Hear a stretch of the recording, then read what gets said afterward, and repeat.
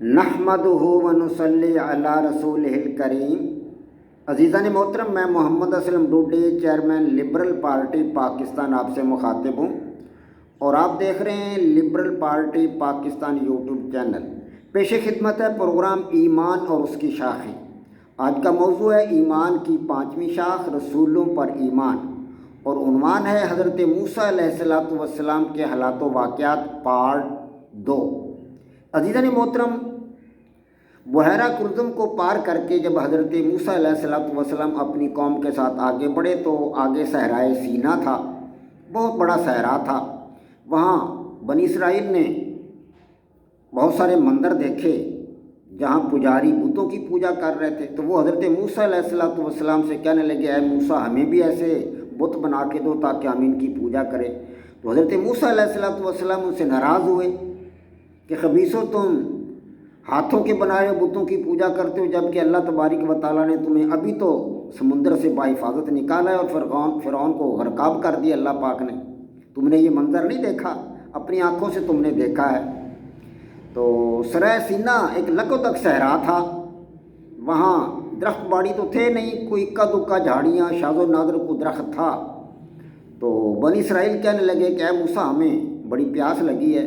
تو اللہ تبارک و تعالیٰ کے حکم سے حضرت موسیٰ علیہ السلام نے اپنا عصا مارا پہاڑ پر، تو وہاں 12 چشمے پھوٹ نکلے۔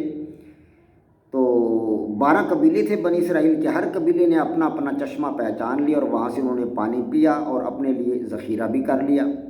پھر وہ آگے چلے، صحرا سینا تو بہت وسیع اور صحرا تھا، آگے چلتے گئے، آگے گئے تو انہیں ایک پھر مطالبہ کر دیا حضرت موسیٰ علیہ السلام کے سامنے، کہنے لگے، اے موسیٰ، ہمیں پانی تو مل گیا لیکن اب ہمیں بھوک لگی ہے، بھوک کی شدت ہمیں تنگ کر رہی ہے۔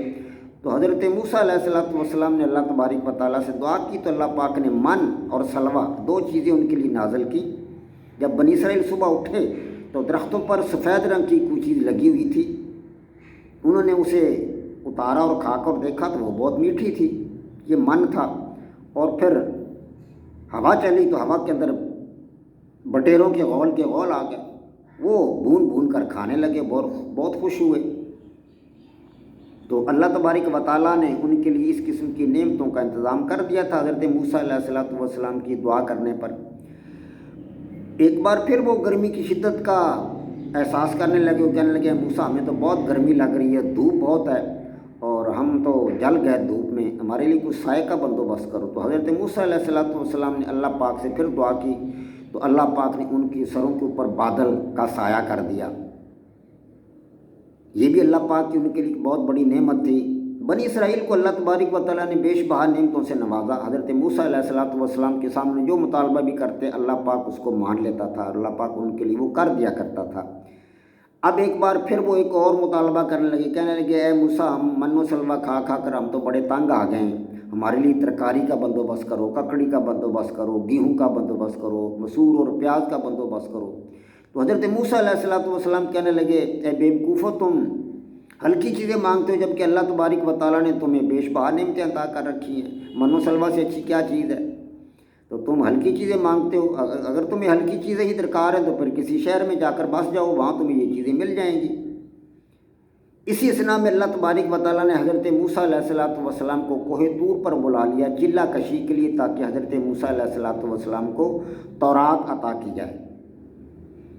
تو کوہ طور پر اللہ تبارک و تعالیٰ کے ساتھ جب ہم کلام ہوئے تو حضرت موسیٰ علیہ السلام فرمائش کرنے لگے کہ یا اللہ پاک، میں آپ کو دیکھنا چاہتا ہوں۔ اللہ پاک نے فرمایا، موسیٰ، تو مجھے نہیں دیکھ سکتا، اگر تجھے دیکھنے کی زیادہ طلب ہی ہے تو پھر میں اپنا جلوہ کوہ طور پر ڈالتا ہوں، اگر وہ اس کو برداشت کر گیا تو تم بھی مجھے دیکھ سکتے ہو۔ اللہ تبارک و تعالیٰ نے اپنی جب تجلی ڈالی کوہ طور پر تو وہ جل کر خاک ہو گیا اور موسیٰ علیہ السلام بے ہوش ہو کر گر پڑے، وہ اس کو برداشت نہ کر سکے۔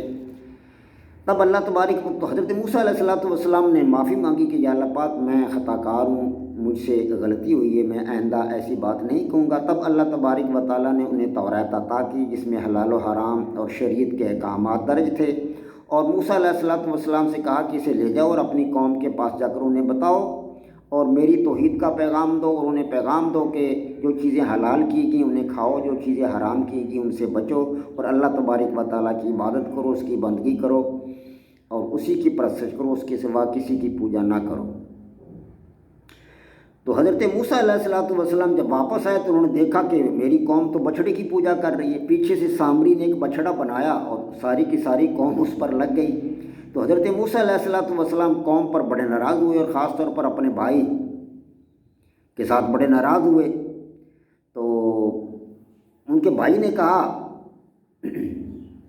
کہ اے بھائی جان، میری تو اس میں کوئی غلطی نہیں ہے، سامری نے ایک بچھڑا بنایا اور اس نے لوگوں سے تمام زیورات منگوائے، اور زیورات منگوا کر اس نے ان سب کو گلایا اور اس سے ایک بچھڑا بنایا جس میں ہوا اندر جاتی تو وہ آواز دیتا ہے۔ تو لوگ بڑے حیران ہوئے اور وہ سارے کے سارے لوگ اس بچھڑے کی پوجا میں لگ گئے۔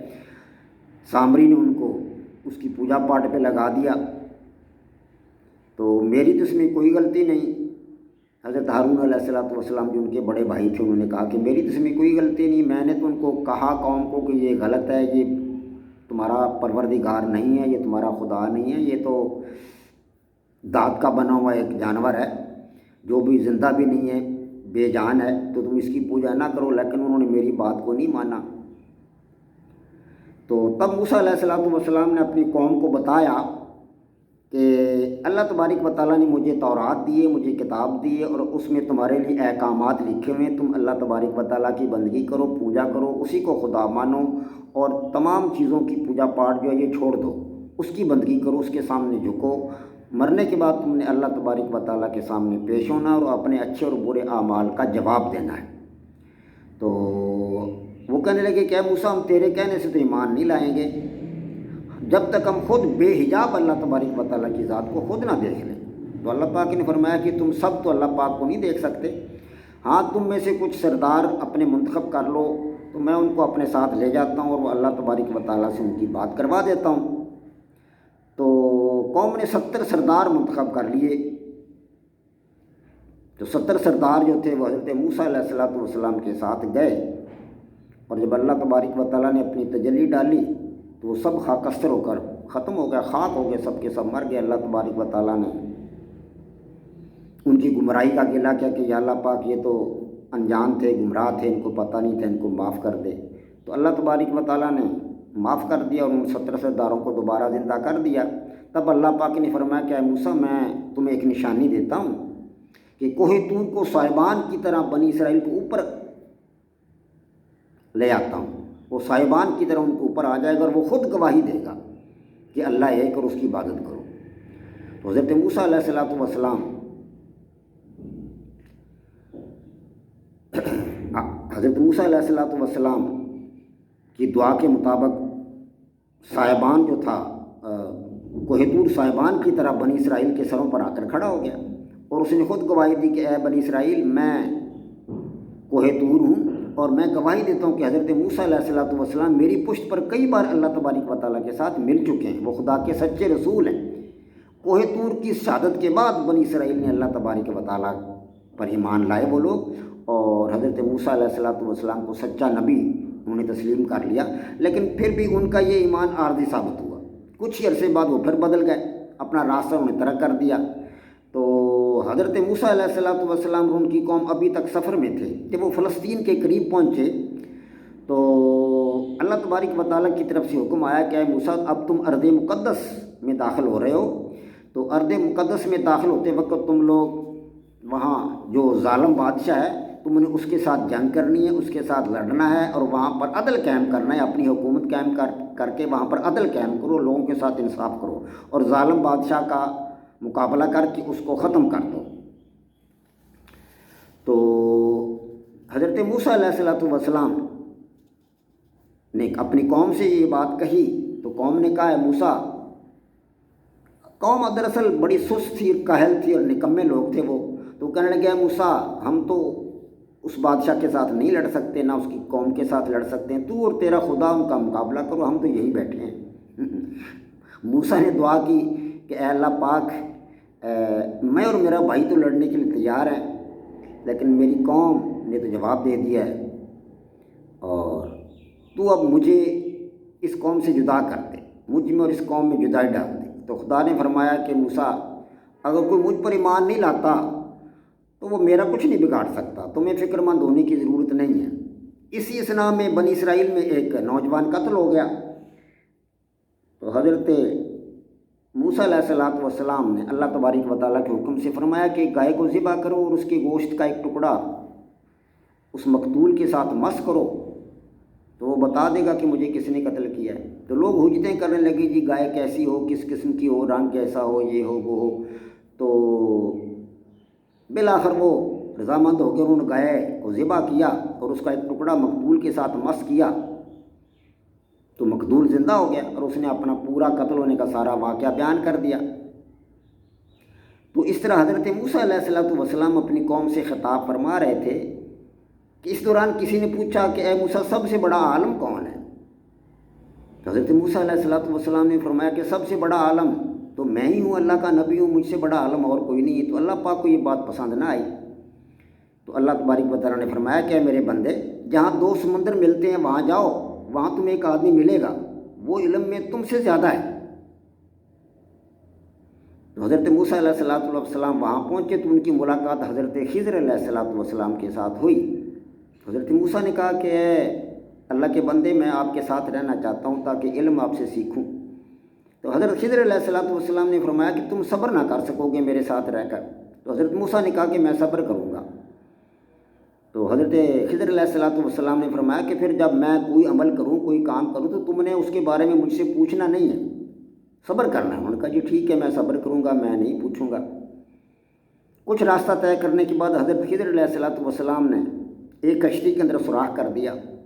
تو حضرت موسیٰ علیہ السلام پوچھنے لگے کہ اے نیک بندے، اللہ کے بزرگ خضر، یہ تم نے کیا کیا؟ کشتی کو تم نے عیبدار کر دیا ہے۔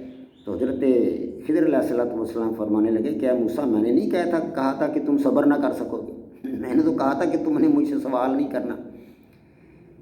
تو حضرت موسیٰ علیہ السلام نے معذرت کی، اپنی غلطی کی معافی مانگی اور کہا کہ ٹھیک ہے آئندہ میں صبر کروں گا اور آپ سے کچھ نہیں کہوں گا۔ کچھ دور اور سفر کرنے کے بعد حضرت خضر علیہ السلام نے ایک بچے کو قتل کر دیا۔ تو حضرت موسیٰ علیہ السلام سے پھر نہ رہا گیا، پھر پوچھ لیا کہ یا حضرت آپ نے یہ کیا کہ ایک بچے کو کیوں مار دیا؟ یہ بیچارہ بے قصور تھا، اس کے ماں باپ بیچارے پریشان ہوں گے۔ تو حضرت خضر نے فرمایا کہ یہ دیکھو وہی بات آ گئی نا، میں نے آپ سے کہا تھا کہ آپ نے صبر کرنا ہے، مجھ سے نہیں پوچھنا۔ تو حضرت موسیٰ علیہ السلام نے پھر معذرت کی اور کہا جی آئندہ صبر کروں گا، آئندہ نہیں پوچھوں گا۔ تو حضرت موسیٰ علیہ السلام اور خضر علیہ السلام تھوڑا سا آگے گئے تو ایک گاؤں میں پہنچے۔ گاؤں والوں نے ان کی کوئی آؤ بھگت نہ کی اور ان کی کوئی خدمت بھی نہ کی، ان کا حال وال بھی نہ پوچھا۔ لیکن اس کے باوجود حضرت خضر علیہ السلام نے ایک دیوار جو گرنے والی تھی اس کو توڑ پھوڑ کر گرایا اور نئے سرے سے اس کو تعمیر کر دیا۔ حضرت موسیٰ علیہ السلام سے نہ رہا گیا، انہوں نے پھر پوچھا کہ ہے حضرت آپ نے یہ کیا کیا؟ گاؤں والوں نے تو ہمیں پوچھا نہیں، پانی تک نہیں پوچھا ان لوگوں نے ہمیں، اور آپ نے یہ دیوار ان کی گرنے والی توڑ پھوڑ کر اس کو دوبارہ از سر نو تعمیر کر دیا ہے۔ تو حضرت خضر علیہ السلام فرمانے لگے کہ اب بس، میں نے آپ سے کہا تھا کہ تم نے صبر کرنا لیکن صبر نہیں کیا۔ اب میں آپ کو ان تینوں سوالوں کے جواب دے دیتا ہوں، لیکن اب میرا اور آپ کا راستہ جدا جدا ہے۔ تو سنو، جو کشتی جس کو میں نے داغدار کیا تھا، وہ ایک بادشاہ ظالم تھا، وہ آ رہا تھا کشتیوں پر قبضہ کر رہا تھا۔ تو یہ کشتی ایک غریب آدمی کی تھی، میں نے اس کو داغدار اس لیے کر دیا تاکہ بادشاہ اس کشتی کو داغدار پا کر اس پر قبضہ نہ کرے اور وہ غریب آدمی کی روزی پانی چلتا رہے۔ اور دوسرا جو میں نے بچے کو قتل کیا تھا، وہ بچہ بڑا ہو کر اس نے ظالم بننا تھا، قاتل بننا تھا، اپنے ماں باپ کے لیے اس نے مصائب کھڑے کرنے تھے، آلام کھڑے کرنے تھے، مصیبتیں کھڑی کرنی تھی اور ماں باپ کی بدنامی کا باعث بننا تھا، اس لیے میں نے اس کو قتل کر دیا اللہ تبارک و تعالیٰ کے حکم پر۔